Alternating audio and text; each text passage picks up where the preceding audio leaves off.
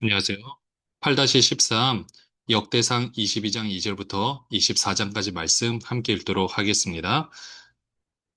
역대상 22장 2절입니다. 다윗이 명령하여 이스라엘 땅에 거류하는 이방 사람을 모으고 석수를 시켜 하나님의 성전을 건축할 돌을 다듬게 하고 다윗이 또 문장목과 거물못에 쓸 철을 많이 준비하고 또 무게를 달 수 없을 만큼 심이 많은 돛을 준비하고 또 백향목을 무수히 준비하였으니 이는 시돈 사람과 두로 사람이 백향목을 다윗에게로 많이 수운하여 왔음이라. 다윗이 이르되 내 아들 솔로몬은 어리고 미숙하고 여호와를 위하여 건축할 성전은 극히 웅장하여 만국의 명성과 영광이 있게 하여야 할지라. 그러므로 내가 이제 그것을 위하여 준비하리라 하고 다윗이 죽기 전에 많이 준비하였더라. 다윗이 그의 아들 솔로몬을 불러 이스라엘 하나님 여호와를 위하여 성전 건축하기를 부탁하여 다윗이 솔로몬에게 이르되 내 아들아 나는 내 하나님 여호와의 이름을 위하여 성전을 건축할 마음이 있었으나 여호와의 말씀이 내게 임하여 이르시되 너는 피를 심히 많이 흘렸고 크게 전쟁하였느니라.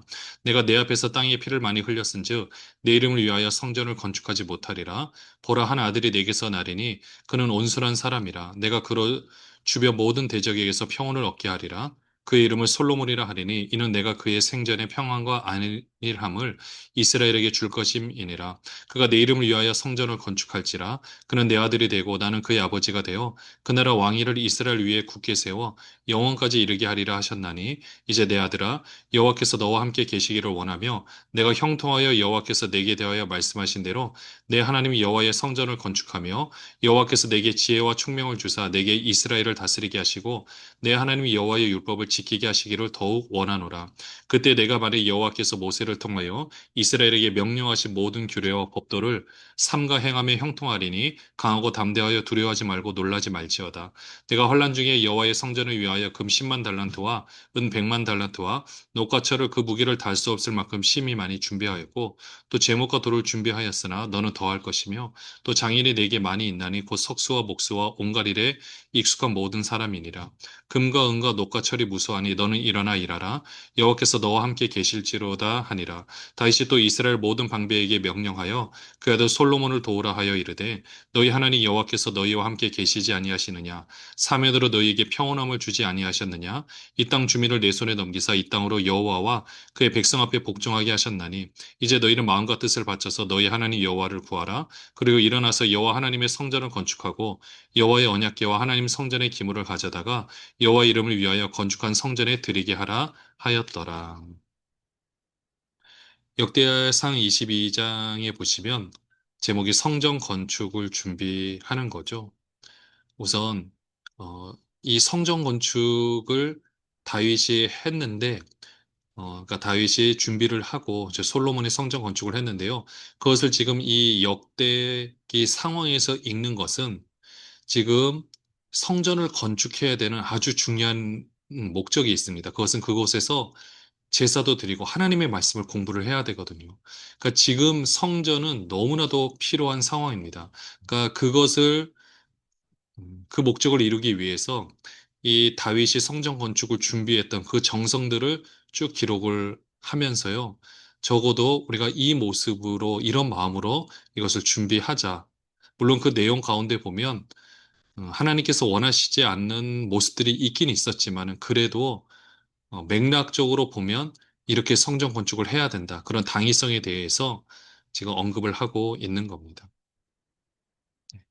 그러니까 우리가 그런 의미에서 이 부분을 보면 되는 거죠. 또 그런 가운데서 또 조심해야 될 부분들은 우선 2절 중반절에 보시면 이방 사람을 모으고 석수를 지켜 하나님의 성전을 건축할 도를 다듬게 하고 왜냐하면 이스라엘은 석수가 없습니다. 그러니까 이 당시에는 왜냐하면은 원래 그 계단도 만들지 못하게 했고 돌을 갈지도 못하게 했기 때문에 이를 다듬을 수 있는 기술자가 없어요. 그 대신 이방 사람들 중에는 있었죠. 그러다 보니 그런 사람들을 이제 준비를 그때 했던 다윗의 모습을 보게 되는데요. 그러면서 5절에 보시면 성전은 극히 웅장하여 만국의 명성과 영광이 있게 하여야 할지라. 그러므로 내가 이제 이것을 위하여 준비하리라.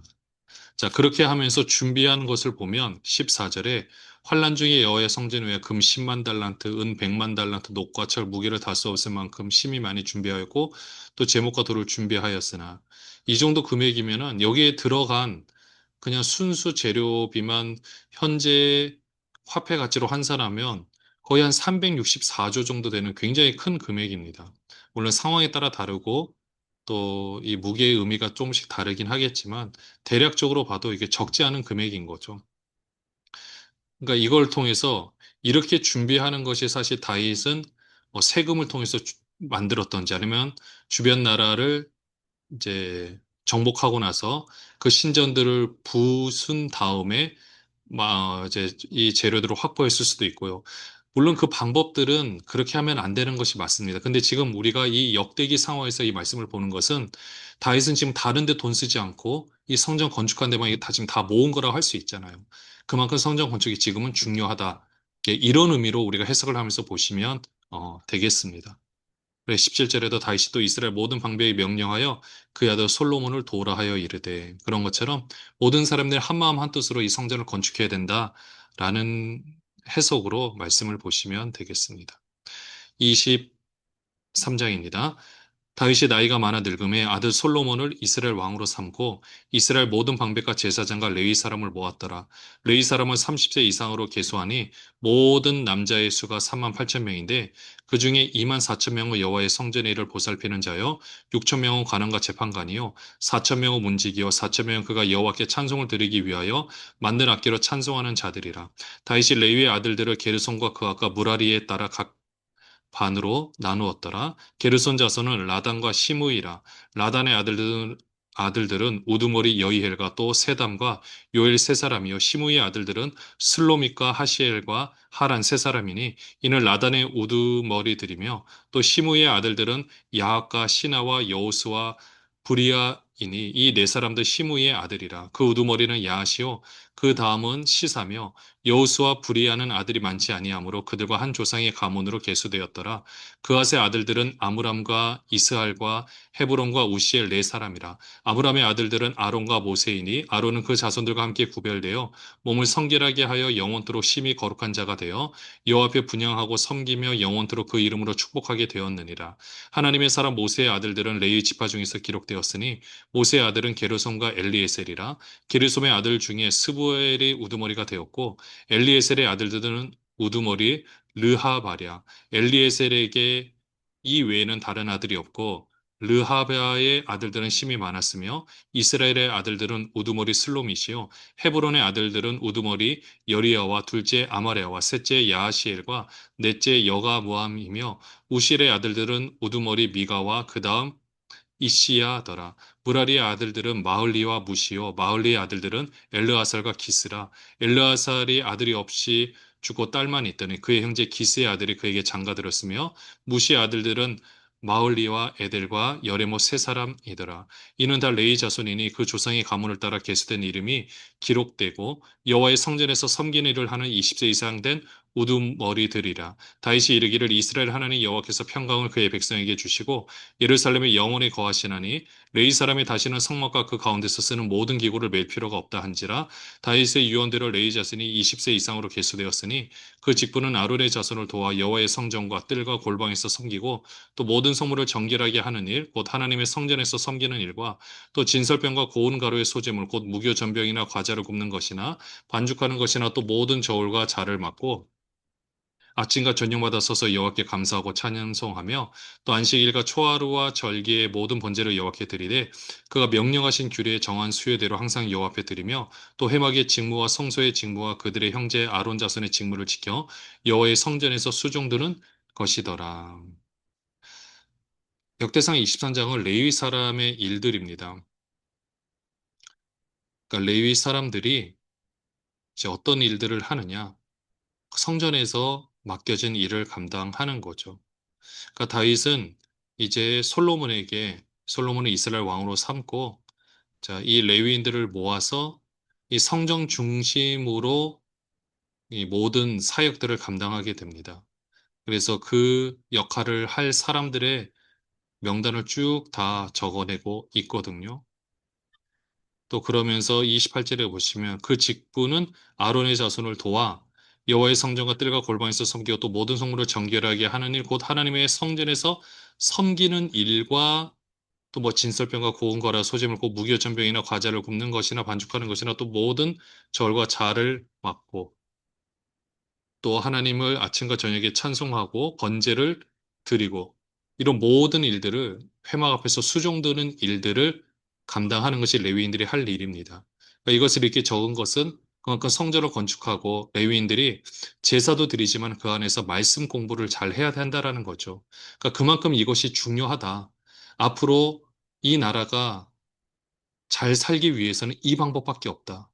하나님의 말씀을 가르치고 그게 가정에서도 성경 공부를 할 수 있는 그 환경을 조성해 줘야 된다. 네, 이런 마음으로 이 말씀을 가져다가 그대로 지금 쓰고 있는 겁니다. 역대상 24장입니다. 아론 자손의 계열들이 이러하니라. 아론의 아들들은 나답과 아비후와 엘르아살과 이다말이라. 나답과 아비후가 그들의 아버지보다 먼저 죽고 그들에게 아들이 없으므로 엘르아살과 이다말이 제사장의 직분을 행하였더라. 다윗이 엘르아살의 자손 사독과 이다말의 자손 아히멜렉과 더불어 그들을 나누어 각각 그 섬기는 직무를 맡겼는데 엘르아살의 자손 중에 우두머리가 이다말의 자손보다 많으므로 나눈 것이 이러하니 엘르아살 자손의 우두머리가 16명이요 이다말 자손은 그 조상들의 가문을 따라 8명이라. 이에 제비 뽑아 피차에 차등이 없이 나누었으니 이는 성전의 일을 다스리는 자와 하나님의 일을 다스리는 자가 엘르아살의 자손 중에도 있고 이다말의 자손 중에도 있음이라.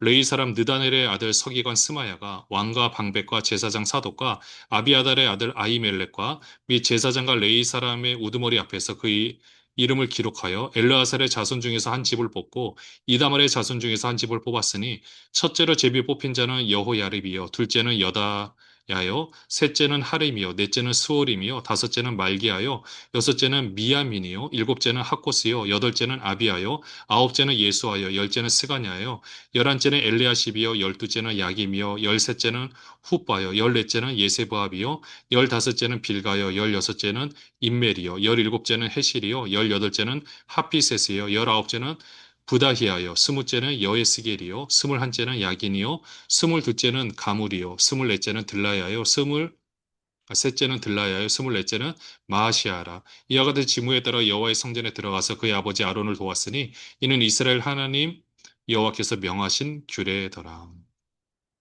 제사장 직분을 맡은 사람들 꼭 필요하죠. 또 그 사람들 다 이 명단을 적어내고 있습니다. 20절부터 보시면요. 레위 자손 중에 남은 자는 이러하니 아므람의 아들들 중에는 수바엘이요. 수바엘의 아들들 중에는 예드야며 르하바에 이르러는 그의 아들들 중에 우두머리 이시야요. 이스라엘 아들들 중에는 슬로못이요. 슬로못의 아들들 중에는 야하시오. 헤브론의 아들들은 장자 여리야와 둘째 아마리아와 셋째 야하시엘과 넷째 여가므함이요. 우시엘의 아들들은 미가요. 미가의 아들들 중에는 사밀이요. 미가의 아우는 이시야라. 이시야의 아들들 중에는 스가랴이며 무라리의 아들들은 마을리와 무시요. 야하시아의 아들들은 분노이니 무라리의 자손 야하시아에게서 난 자는 분노와 소함과 삭골과 이불이요. 마흘리의 아들 중에는 엘르아셀이니 엘르아셀은 아들이 없으며 기스에게 이르러는 그의 아들 여라무엘이요 무시의 아들들은 마흘리와 예델과 여리모시니 이는 다 그 조상의 가문에 따라 기록한 레위 자손이라. 이 여러 사람도 다윗왕과 사독과 아히멜렉과 제사장과 레위 우두머리 앞에서 그들의 형제 아론 자손처럼 제비 뽑혔으니 장자의 가문과 막내 동생의 가문이 다름이 없더라. 또 성전에서 봉사하는 이 레위인들의 반열, 레위 자손 중에 남은 그 사람들까지 쭉 다 명단을 적어내고 있습니다. 결국 이것을 통해서 성전 중심으로, 까지는 말씀을 공부를 해야 되고, 그러기 위해서는 제사장과 레위인이 바로 서 있어야 되죠. 그만큼 오늘날에 이 목회자가 중요한 것을 다시 한번 봅니다. 그러니까 그만큼 두렵고 떨리는 마음으로 말씀을 준비를 해야 되고, 그 말씀을 이제 가르치고, 그 가르치는 방법을 통해서 그들이 그 방법을 배워 교회 또 집에 가서 자녀들을 가르쳐야 되는 거죠. 그러니까 이 부분들이 이제 이루어져야만 이 나라에도 또 우리에게도 소망이 있음을 봅니다. 우리가 이 역대기 상황을 다시 한번 살펴보고 우리나라가 위기라고 한다면 우리도 어떻게 하면 말씀으로 새롭게 할 것인가 그것을 바라보고 아름답게 세워져 가는 모든 분들 되시기를 주님의 이름으로 축원합니다. 기도하겠습니다. 하나님 아버지, 앞으로는 말씀 공부밖에 답이 없습니다. 말씀 공부로 말미암아 지혜가 샘솟듯이 솟아나며 하나님의 귀한 뜻을 이루어가는 우리 귀한 우리 세대와 다음 세대 되게 하여 주옵소서. 예수 그리스도의 이름으로 기도합니다. 아멘.